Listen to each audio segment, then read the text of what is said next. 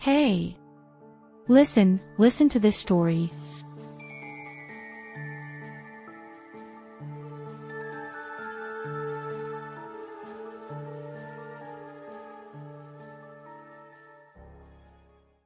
I wanted a huge woman in the sense of a woman of large size, fat from above and from below and from the front and from the back. The structure of the A4, being a woman is okay, right? Because I was also a man from the big size and I loved my shape and all those big things. My build and body, and with all honesty, I like it. I like those big things, and meat and lard, the big size.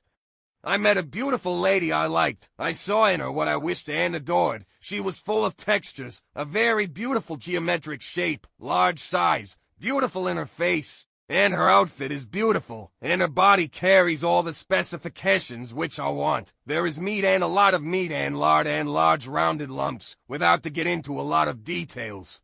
This lady and I got into an innocent relationship. Who love me, love you, fall in love with me, fall in love with you, and we got acquainted, and I'm not hiding from you that I did my best, lurking around and getting closer to her to get with her for something, but in vain. She bluntly said, if you want me to be yours, that will be only if you marry me, and everything is legally etc. And if you want a casual relationship, you laugh at me. I don't suit you and I don't fit you. So let each of us go our own way. You on your way and I'm on my way.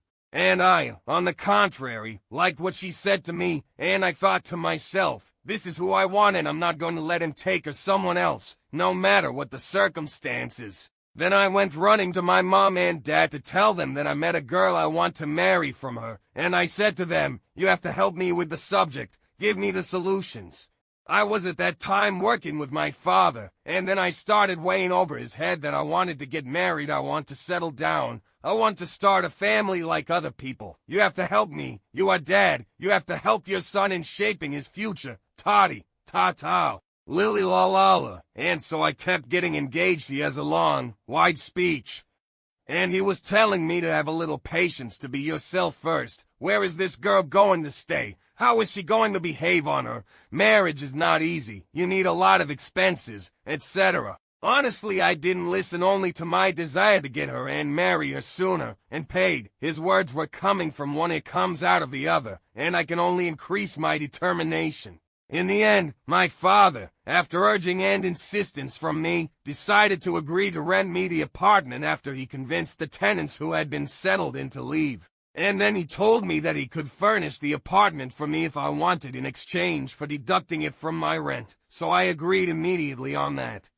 Prepare the house for me with oven, refrigerator and salon etc. Frankly, it was not luxury furniture. But rather it was very ordinary. The important thing is that I managed to fully equip the house. Every day I talk to her and take pictures of what we bought and what we have prepared at home. And I tell her there is not much left and I am meeting with you in one house, and talk like that.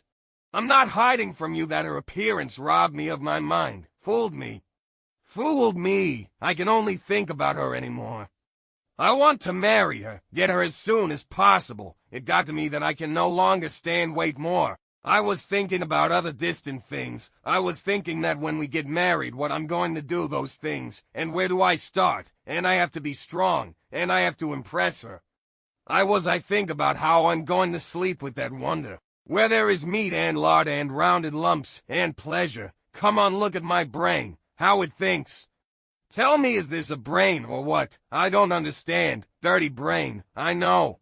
No, we don't have to. I ran Aunt Jarrett to complete all the preparations, because then we have to get engaged to the girl from her parents and those things, you know, and then I got married to her, and I'm excited about that marriage, and excited for that day. She will be mine, and I will do something with my will and hers too. I liked it. I liked what I saw. The large size, A4, from top to bottom everything is great, and the surprise is on the way.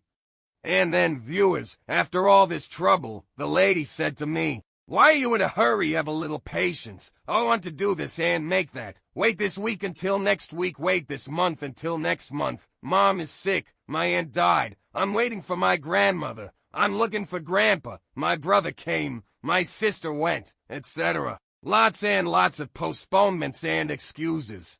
She felt that she was going to be embarrassed, and she started looking for a gap to pass through, so she started saying, "Wait, wait, why are you in a hurry? Do not hurry," endlessly looking for where to go for further delay. Until the day arrives that we are going to have a wedding party, and I am all excited that the ceremony ends and I enter it in length and width.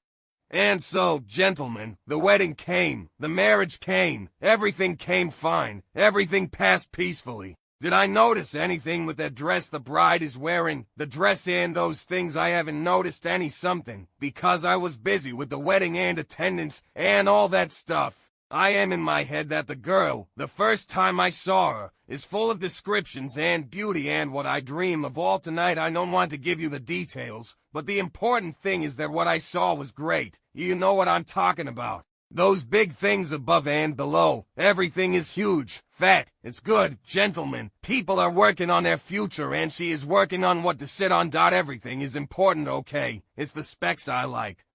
And so we got married, we had the wedding, the contract, everything went well, and finally I'm going with my wife to our house. Then I noticed that there is something a little suspicious. I noticed that there is something relatively incomplete or not as it should be. I thought to myself that it could be from the bride's dress or something the like. We arrived, so I found out the truth. Yes, the truth. I was successfully swindled. I mean, greedy Spence, he has to be a liar. And so, gentlemen, when I saw the truth, and the curtain was removed, everything I had seen before, it had nothing to do with the reality that I saw in front of me. And then I told her where the things that I saw previously, that goodness that I saw from the front and back, that weight. Where is the meat and where is the fat? Where did those rounded lumps go? Where is the good that was? Where are those things? Where is she? And I say it and I repeat it and I'm shocked. She told me that because of the marriage and the wedding preparations,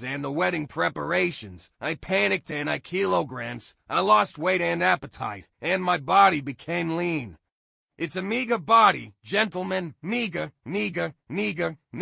what I saw previously. It's not the one I found out now. Let's say it's from above, it's okay, but the rounded lump's the big one, that good that I've been coveting, and I imagine it night and day in my hands, and that I did the resurrection to get it, and all that effort I put in went to the wind.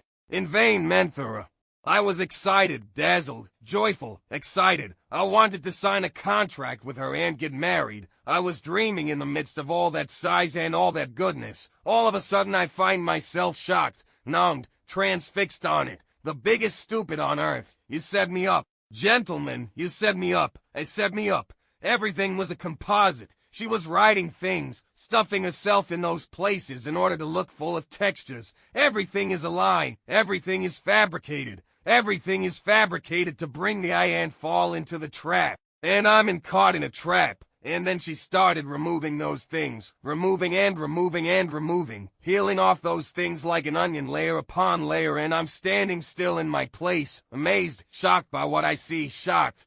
I've accepted the bitter reality. I've shattered my dreams. There's no help for it now. I signed the contract and she became my wife in spite of everything. What happened, happened. Now I understand that greed is eliminated by a liar. And she kept telling me that she was stressed, exhausted, anorexic, and the wedding, the party, and the fact that the bull alone would make me lose weight. That's why I felt kilograms of my body and of this tasteless speech. Then I said to her, stop, just tell me the truth. I don't want anything from others. When I first saw you, you were putting something on. You were writing those things. Was that all stuffing?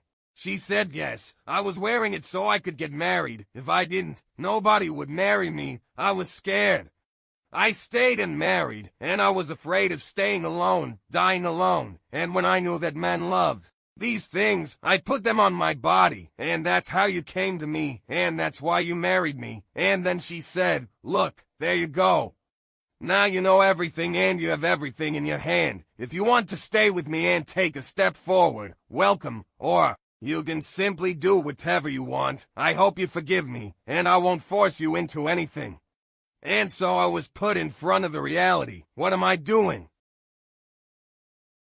Before you go, did you subscribe to the channel?